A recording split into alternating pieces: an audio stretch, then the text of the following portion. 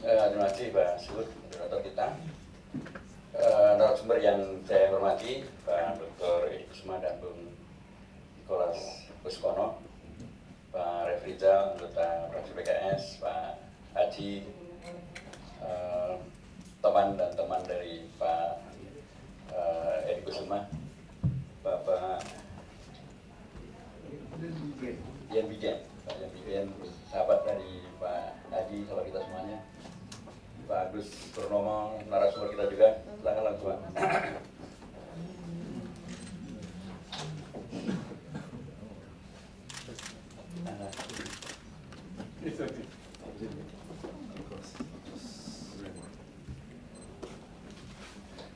Rekan-rekan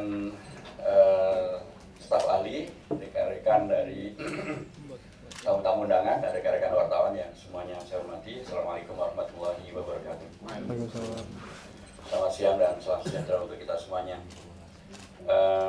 Nanti soal akan dimulai oleh pakar kita di Komisi 2, Komisi 2 di Fraksi PKS yang memang setiap hari mengurusi terkait dengan pemilu, baik peraturannya maupun juga mengkritisi kesiapannya, juga bagaimana seharusnya pemilu ini diselenggarakan dan apa harapan dari pemilu yang bermartabat untuk menghadirkan Indonesia yang juga bermartabat dan berdaulat.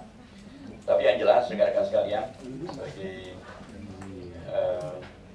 mengawali dari dialog kita pada hari ini, dialog kebangsaan yang diselenggarakan oleh fraksi PKS pada siang hari ini adalah kelanjutan dari beragam dialog yang sudah kita kerjakan di tempat ini. Banyak tokoh yang juga sudah diundang hadir kemari, Ketua DPR sudah pernah juga kita undang kemari, kemudian tokoh-tokoh dari luar DPR, pimpinan DPR juga, dan tokoh-tokoh masyarakat baik dari kalangan sipil maupun militer, termasuk dari kalangan non-Islam maupun juga kalangan ulama, semuanya pernah hadir di sini. Dan itu menandakan bahwa sekali lagi fraksi PKS adalah fraksi yang aktif untuk kemudian jemput bola, mengundang dan juga atau menghadiri beragam acara yang kami diundang untuk mendialogkan beragam hal terkait dengan masalah kebangsaan. Pada kali ini kami menghadirkan tokoh-tokoh kita yang tadinya kita berharap Bapak Jenderal Trisno bisa hadir, tapi karena satu dan lain hal beliau tidak bisa menghadiri acara ini. Pak Sabam Sirait, semula beliau sudah menyampaikan kesediaannya, tapi waktu itu beliau mengatakan saya agak kurang sehat, dan kalau nanti kesehatan saya memungkinkan saya akan datang. Dan tadi pagi beliau menyampaikan bahwa ternyata memang beliau masih sakit dan minta maaf tidak bisa datang. Tapi hadir bersama kita juga tokoh-tokoh yang mempunyai visi yang sangat bagus dan komitmen yang selama ini telah dihadirkan. Kalau Mas Agus Purnomo ya pastilah di Komisi 2 memang kerjaannya di sana. Pak Edi Kusuma, beliau sekaligus juga seorang sosok yang sangat peduli dengan bagaimana agar seluruh pihak itu melibatkan diri dan kemudian memaksimalkan potensi dan perannya, serta juga hak yang dimilikinya untuk menjadi bagian dari yang memajukan kehidupan berbangsa dan bernegara kita melalui demokrasi dan konteks ini melalui pemilihan umum. Bang Nikolas Kuskono juga demikian, saya juga kenal beliau berdua sangat lama, kawan yang sudah sangat lama membincangkan tentang banyak hal tentang Keindonesiaan kita. Beliau sebagai mantan ketua umum pemuda Katolik dan sekaligus sekarang menjadi ketua Dewan Pimpinan Nasional Ikatan Alumni Menwa. Beliau memberikan kepada kita sebuah nuansa yang lain bahwa Partai Keadilan Sejahtera memang juga mempunyai sahabat di mana-mana dan sekaligus juga mempunyai komitmen bersama dengan banyak sahabat baik yang berlatar suku yang beragam-ragam, agama yang beragam-ragam, tapi dan profesi yang beragam-ragam, tapi kita satu juga adalah untuk Indonesia. Tentu saja kita ketika membahas tentang masalah pemilu dan kaitannya dengan masalah kedaulatan dan masa depan Indonesia, saya kira itu artinya kita sedang melanjutkan apa yang sudah menjadi komitmen kita semenjak dahulu Indonesia diproklamasikan, dimerdekakan, yaitu untuk betul-betul menghadirkan Indonesia yang merdeka dan berdaulat, dan bahkan terlibat untuk menghadirkan kemerdekaan dan kedaulatan dari negara-negara yang terjajah maupun juga yang tertindas, artinya yang kemudian kedaulatannya tidak bisa diselenggarakan dengan baik. Pemilihan umum sudah menjadi bagian dari tradisi Indonesia, tapi seringkali saya selalu mengingatkan bahwa agaknya singkatan untuk pemilihan umum menjadi pemilu penting untuk selalu kita kritisi. Karena dulu pada zaman Orde Baru, peristiwa ini diartikan juga sebagai bagian daripada pesta demokrasi. Nah, kalau pesta mestinya bukan pemilu. Karena pemilu itu bisa diartikan sebagai yang membuat pilu. Pembuat pilu itu adalah pemilu. Nah, kalau membuat pilu, ya kita amat sangat khawatir kalau sudah rakyat capek, partai politik capek, calon anggota DPR, anggota DPRD, anggota DPD capek-capek, semuanya partai politik juga kelelahan, DPR juga kerepotan bikin aturan perundangan, pemerintah juga repot saya bikin KPU, anggarannya pun bertriliun-triliun rupiah. Ujung akhirnya hanya untuk menjadi pilu. Kenapa tidak memang pesta demokrasi itu? Tentu dua paradigma yang sangat berbeda ketika kita berpesta dan ketika kita menjadi pilu. Memang akan jadi pilu ketika sudah begitu banyak tenaga yang digelontorkan, begitu banyak triliunan rupiah yang kemudian dibelanjakan, begitu banyak kerepotan yang dihadirkan, tapi hasilnya tidak seperti yang diharapkan. Jadilah pilu. Pemilu memang bisa membuat pilu. Ketika kedaulatan rakyat kemudian dalam tanda kutip diambil oleh karena faktor-faktor yang dalam tanda kutip tidak demokratis. Pembodohan terhadap rakyat misalnya dengan informasi-informasi yang tidak bertanggung jawab. Dan atau sebaliknya pengambilan hak rakyat untuk tidak kemudian dicatat sebagai calon pemilih.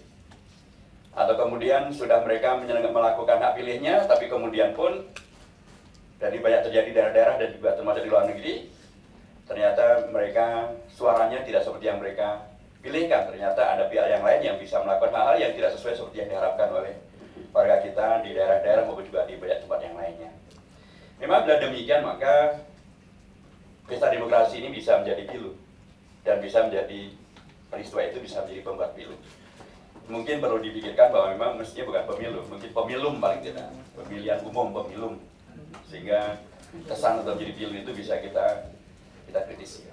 Tentu saja rekan-rekan semuanya dan warga bangsa Indonesia yang kita cintai, ketika kemudian kita bersepakat tentang sistem demokrasi, kita bersepakat setiap 5 tahun terjadi pemilihan umum, sekali lagi tentu kita ingin dari pengalaman dari waktu ke waktu yang akan terjadi adalah perbaikan dan peningkatan kualitas dari penyelenggaraan kehidupan berbangsa dan bernegara kita.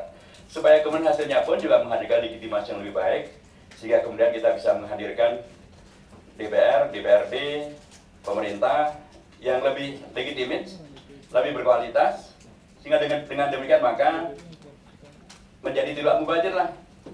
Berjuta jam yang kita pergunakan untuk berkampanye maupun juga untuk berkomunikasi publik. Partai politik yang juga kerepotan dengan penyusunan daftar calon dan atau seleksiannya. Pemerintah dengan segala kerepotannya terkait dengan penyelenggaraan, DPR juga dengan pembuatan undang-undang, dan tadi triliunan rupiah yang digelontorkan. Kita tidak ingin itu semuanya jadi mubazir. Kita ingin itu semuanya menjadi tahapan untuk dari waktu ke waktu meningkatkan martabat negara melalui terlaksananya kedaulatan setiap warga negara. Karena memang satu hal yang berbeda pada periode reformasi ini adalah sesungguhnya pemilik kedaulatan tertinggi bukan lagi MPR, bukan lagi presiden. Pemilik kedaulatan tertinggi adalah rakyat Indonesia, seluruh rakyat Indonesia, siapapun juga, siapapun mereka. Apapun latar belakang sukunya, apapun latar belakang profesinya, apapun latar belakang agamanya, termasuk apapun latar belakang jenis kelaminnya. Mereka adalah pemilik kedaulatan tertinggi di Indonesia. Saya sering katakan karenanya sudah sangat sewajarnya bila pemilik kedaulatan tertinggi ini juga menyadari penuh bahwa mereka lah yang akan menentukan bagaimana warna Indonesia ke depan. Satu kondisi yang sekarang terjadi yang secara umum kemudian memunculkan kondisi psikologis politis yang lebih baik daripada zaman yang lalu.